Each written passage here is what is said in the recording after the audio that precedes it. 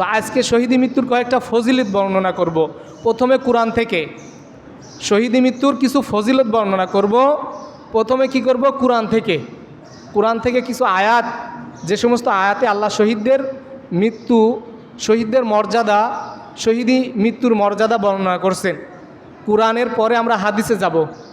তো আমরা কোরআনে কিছু আয়াত দেখি, যে সমস্ত আয়াতে আল্লাহ তাআলা শহীদদের মর্যাদা বর্ণনা করছেন। প্রথমেই আমরা যাই সূরাতুল বাকারার 154 নম্বর আয়াতে। আল্লাহ তাআলা বলেন, ওয়ালা তাকুলু লিমান ইয়ুকতালু ফি সাবিলিল্লাহ। আল্লাহ তাআলা বলেন, ওয়ালা তাকুলু, তোমরা বলো না, লিমান ইয়ুকতালু ফি সাবিলিল্লাহ, যারা আল্লাহর রাস্তায় শহীদ হয়ে যায়, যারা আল্লাহর রাস্তায় নিহত হয়ে যায়, যারা আল্লাহর রাস্তায় কতল হয়ে যায়, তোমরা তাদেরকে মৃত্যু বলো না। বাল আহিয়াউন, আল্লাহ তাআলা বলতেছেন বরং তারা জীবিত। ওয়ালাকিন লা তাশউরুন, কিন্তু তোমরা বোঝো না। তো শহীদি মৃত্যু যাদের হয়, যারা শহীদ হয়, আল্লাহ তাআলা বলে দিলেন তোমরা তাদেরকে মৃত বলো না, বাল আহিয়াউন, বরং তারা জীবিত। এরপরে আল্লাহ তাআলা বলতেছেন ওয়ালাকিন, কিন্তু তোমরা লা তাশউরুন, তোমরা এটা বুঝতে পারো না। তো আমরা তো দেখতেছি শহীদ একজন মানুষ মৃত্যুর পরে আমরা জানি না কার কি একিন, কার কি বিশ্বাস, কার কি দর্শন। তো আমরা মৃত্যুর পরে কি অবস্থা হয় কেউ তো জানিও না। তো আমরা ধরে নিই যে মৃত্যুর পরে সব শেষ। আমরা এটাও জানি যে জীবন তো শেষই হয়ে গেল। জীবনের যে চলাচল ছিল, খাদ্য পানাহার ছিল, জীবনের চলাচল ছিল, শ্বাস প্রশ্বাস ছিল, ব্রেনের কার্যকারিতা ছিল, কিডনির কার্যকারিতা ছিল, এই যে শরীরের একটা কার্যক্ষমতা ছিল, কিন্তু এই যে মৃত্যুর মাধ্যমে তো শেষ হয়ে গেল। কিন্তু আল্লাহ তাআলা বলতেছেন তাদেরকে মৃত্যু বলো না, তারা বরং জীবিত। ওয়ালাকিন লা তাশউরুন, কিন্তু তোমরা বোঝো না।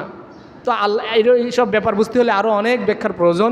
তো আপনাদেরকে ছোট্ট করে আবারও এই যে অনেক সময় বলে থাকি যে পৃথিবী ঘুরছে, পৃথিবীর মধ্যে গতি আছে, আমরা একটু বুঝতেছি না যে পৃথিবী ঘুরতেছে। তারপরও পৃথিবী ঘুরতেছে, এটা বিজ্ঞান বলে এবং সবাই আমরা মানিও। তো এটা ঘুরছে, তারপরে একটুও আমরা টের পাচ্ছি না, বুঝতেছি না। আল্লাহ তাআলার এরকম অনেক কুদরত আছে যে যেটা হয় কিন্তু আমরা টের পাই না।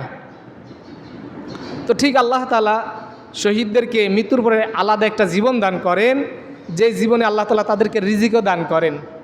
অপরের এক আয়াতে আল্লাহ তাআলা বলতেছেন, ওয়ালা তাহসাবান্নাল্লাযীনা কুতিলু ফি সাবিলিল্লাহ, ওয়ালা তাহসাবান্নাল্লাযীনা, তোমরা মনে করো না, আল্লাযীনা কুতিলু ফি সাবিলিল্লাহ, যারা আল্লাহর রাস্তায় শহীদ হয়ে গেল, যারা আল্লাহর রাস্তায় নিহত হয়ে গেল, যারা আল্লাহর রাস্তায় কতল হয়ে গেল, তোমরা তাদেরকে মৃত্যু মনে করো না। আমওয়াতান, তোমরা তাদেরকে মৃত্যু মনে করো না। যারা আল্লাহর রাস্তায় শহীদ হয়ে গেল তাদেরকে তোমরা মৃত্যু মনে করো না। বাল আহিয়াউন, বরং তারা জীবিত। ইনদা রব্বিহিম, তোমার রবের নিকট। ইউরজাকুন, তোমার রবের নিকট থেকে এই শহীদি মৃত্যুদেরকে রিজিকও দেওয়া হয়।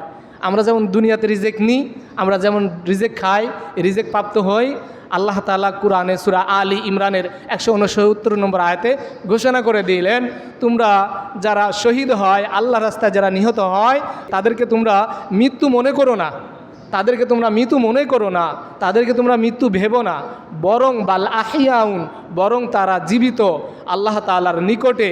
ইউরজাকুন, আল্লাহ তাআলার নিকট থেকে তারা রিজিক প্রাপ্ত হয়। ঠিক আমরা যেমন দুনিয়াতে রিজিক খাই। তাহলে এগুলো তো আমাদের বুঝে আসবে না। আল্লাহ তাআলা বুঝেই দিছে ওয়ালাকিন লা তাশউরুন, কিন্তু তোমরা বুঝবে না।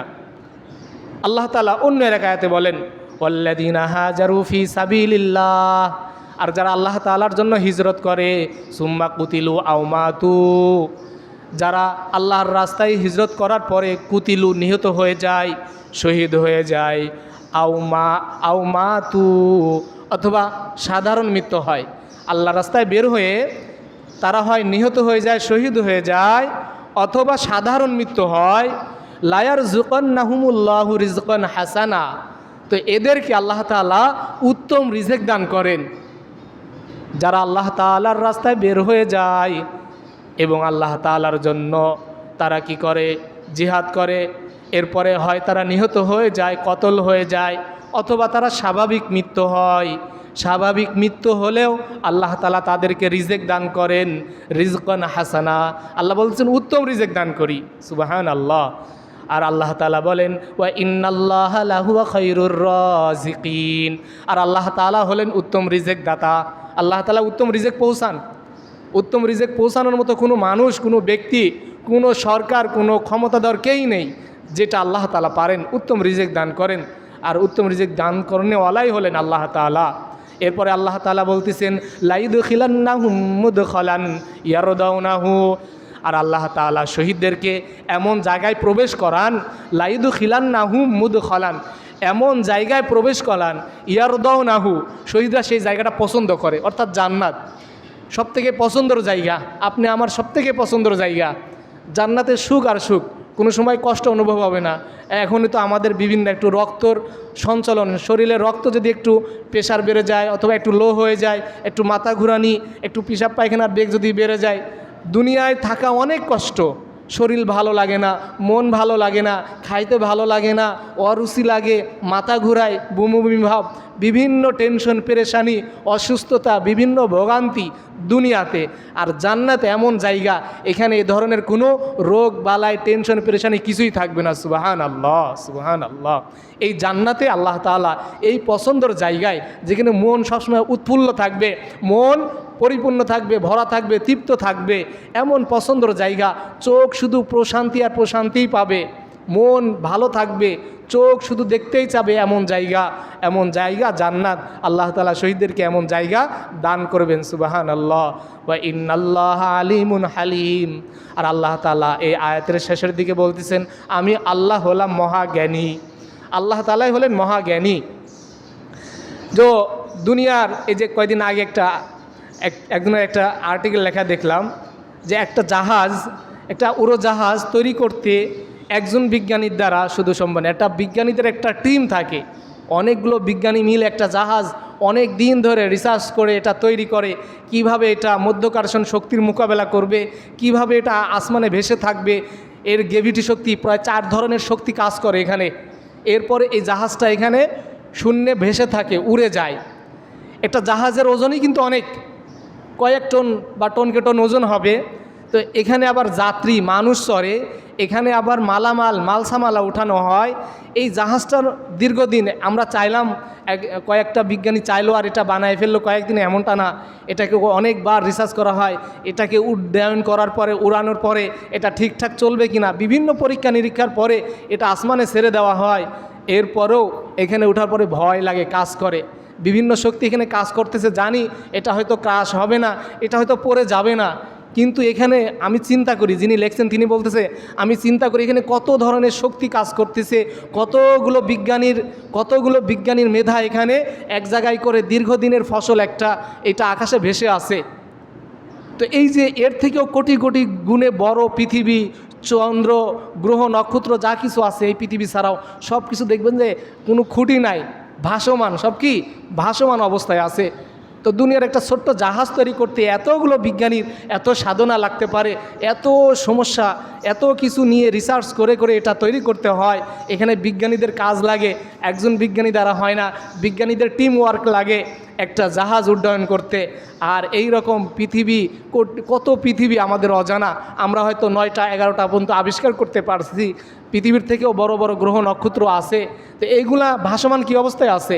এখানে কি কোনো বিজ্ঞানীর কাজ লাগে না? এখানে কি কোনো বিজ্ঞানীর উপস্থিতি লাগে না? এমনি হয়ে গেছে এগুলা, কোনো কিছুই তো দেখি এমনি হয় না। তো এখানে তিনি দেখেন যে আল্লাহ তাআলার এমন জ্ঞান যে আমরা সব কিছু যদি বুঝেই ফেলি। কয়দিন আগে শায়েখ আহমদুল্লাহ সাহেব, এই 2 দিন আগে তার একটা নসিহত শুনলাম যে আমরা যেটা যদি বুঝেই ফেলি যে আল্লাহ এটা করলে এটা হয়, আল্লাহ কেন এটা হারাম করলেন, আল্লাহ রেশমি কাপড় কেন হারাম করলেন, আল্লাহ কেন মদ হালাল করলেন, আল্লাহ কেন শুকরের গোস্ত খাওয়া হারাম করলেন, এত হালালের বিপরীত সব কিছু যদি আমরা জেনেই যাই তো একটা জিনিস তো আমরা আয়ত্ত করে ফেললাম। আর আল্লাহ তাআলা আয়ত্তের ভিতরে থাকেন না, আল্লাহ তাআলা অসীম, আল্লাহ তাআলা জ্ঞান, আল্লাহ তাআলার সব টেকনোলজি অসীম, যেটাকে আয়ত্ত করা যায় এর বাইরেও আল্লাহ তাআলার জ্ঞান। অতএব মানুষের সব কিছু ধরবে না, আল্লাহ তাআলার হিকমত, আল্লাহ তাআলার জ্ঞান এত। এজন্য আল্লাহ তাআলা এই সমস্ত কথা বলে উল্লেখ করতেছেন যে যারা শহীদ তাদেরকে মৃত্যু বলো না, যারা শহীদ তারা বরং জীবিত, যারা শহীদ তাদেরকে রিজেক দেওয়া হয়, যারা শহীদ তাদেরকে জান্নাতে প্রবেশ করানো হয়। তো এই সমস্ত কথার শেষে আল্লাহ তাআলা বলতেছেন আমি মহাজ্ঞানী, তোমরা এসব বোঝো না। আমরা সব কিছু কী করি না, বুঝি না। যাই হোক, সময় স্বল্পতার কারণে কোরআনের আয়াতও এখনও অনেকগুলা, প্রায় 4-5টা কোরআনের এখনও অনেক আয়াত রয়ে গেছে। 4-5টা রেফারেন্স দেওয়া যাবে শহীদদের সম্পর্কে। আল্লাহ তাআলা কী করছেন, আয়াত নাজিল করছেন। এরপরে হাদিসের পর্ব রয়েছে, তা আলোচনা করতে গেলে তারও দীর্ঘদিন সময় লাগবে। আর আমি তো দ্রুত বলার চেষ্টা করি। তো যাই হোক, ইনশাআল্লাহ বাকি কথাগুলো আরও আগামী জুম্মাতে আলোচনা করার চেষ্টা করব। আমার তাওফিক ইল্লা বিল্লাহ, আলাইহি তাওয়াক্কালতু ওয়া ইলাইহি উনীব।